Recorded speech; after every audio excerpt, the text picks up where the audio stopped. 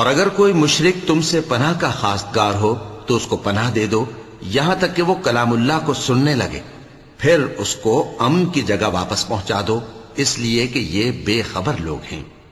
بھلا مشرکوں کے لیے جنہوں نے عہد توڑ ڈالا، اللہ اور اس کے رسول کے نزدیک عہد کیسے قائم رہ سکتا ہے؟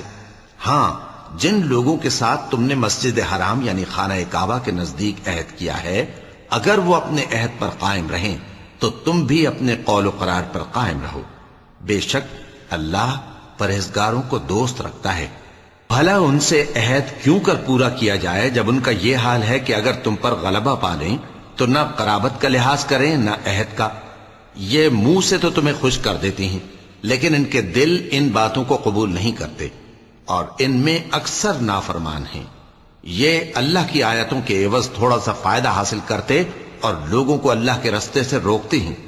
کچھ شک نہیں کہ جو کام یہ کرتے ہیں برے ہیں۔ یہ لوگ کسی مومن کے حق میں نہ تو رشتہ داری کا پاس کرتے ہیں نہ عہد کا، اور یہ حد سے تجاوز کرنے والے ہیں۔